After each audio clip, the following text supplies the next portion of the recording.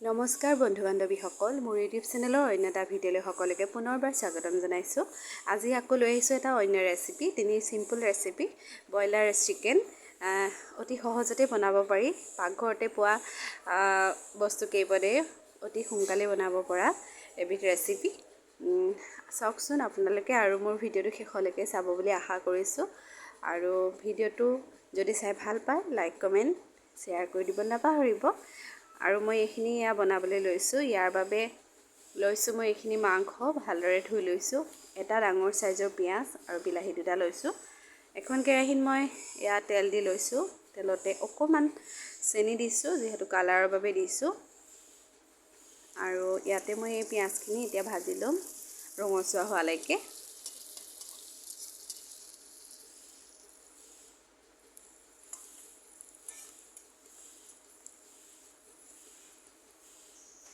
এইখিনি মোৰ ভালদৰে ভাজা হৈ গৈছে।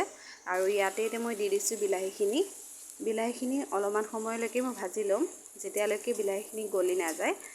আৰু ইয়াতে এতিয়া মই দি দিম জোখমতে হালধি, আৰু অকণমান দিছোঁ ৰেড চিলি পাউডাৰ, আৰু অকণমান জিৰা পাউডাৰ দিছোঁ।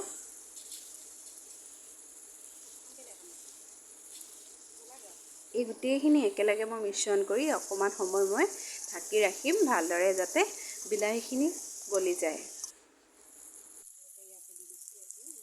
আৰু ইয়াত চাওক, বিলাহীখিনি ভালদৰে গলি গ'ল। আৰু এতিয়া ইয়াতে দি দিছোঁ নহৰু আদা পেষ্ট 1 চামুচ দি দিছোঁ ডাঙৰ চামুচেৰে। আৰু এতিয়া মই ইয়াতে দি দিম ধুই থোৱা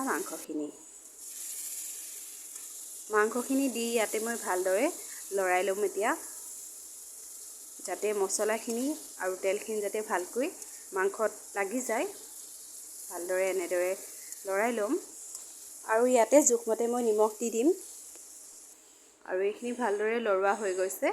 আৰু এতিয়া মই এখন ঢাকনিৰ সহায়ত ঢাকি ৰাখিম অলপমান সময়ৰ বাবে।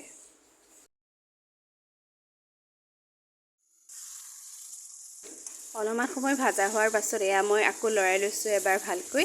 আৰু ইয়াতে মই দি দিম কাটি থোৱা আলু কেইডোখৰমান। মই আলু বইল কৰি লোৱা নাই, আপোনালোকে ইচ্ছা কৰিলে ল'বও পাৰে। আৰু আলু কেইপিচো মই ভালদৰে মছলা লগাকৈ লৰাই লৈছোঁ। আৰু অলপ সময় ঢাকি ৰাখিলোঁ। আৰু এয়া চাওক, মাংসখিনিৰ পৰা ইমান ধুনীয়াকৈ তেল এৰিছে। খুবেই সহজ হয়, বেছি সময় নালাগে। আৰু ইয়াতে এতিয়া উতলা গৰম পানী দি দিছোঁ। আপোনালোকে ইচ্ছা অনুসৰি দিব পাৰে পানীটো। মই বেছি পানী নাই দিয়া, আমি দুজনী খাম, ভাইটি আৰু মই, সেয়েহে গ্ৰেভি কৰিছোঁ অলপ। আৰু এয়া চাওক, আলু সিজি গ'ল। আলু সিজাৰ পাছত মোৰ প্ৰায় মাংসখিনি হৈ গ'ল, বেছি সময় নালাগিল। আৰু আজিৰ এয়া ব্ৰইলাৰ মাংস ৰেচিপি হৈ গ'ল। আৰু এতিয়া গৰম ভাতৰ লগত নাইবা ৰুটিৰ লগত খাবলৈ খুবেই টেষ্টি হয়। আপোনালোকে জানেই, তথাপিও মইনো কেনেদৰে বনাওঁ আজি দেখালোঁ। আজিৰ ভিডিঅ'টো ইমানেই আছিল। আকৌ অন্য এটা ভিডিঅ'ত লগ পোৱাৰ আশাৰে আজিলৈ আহিছোঁ।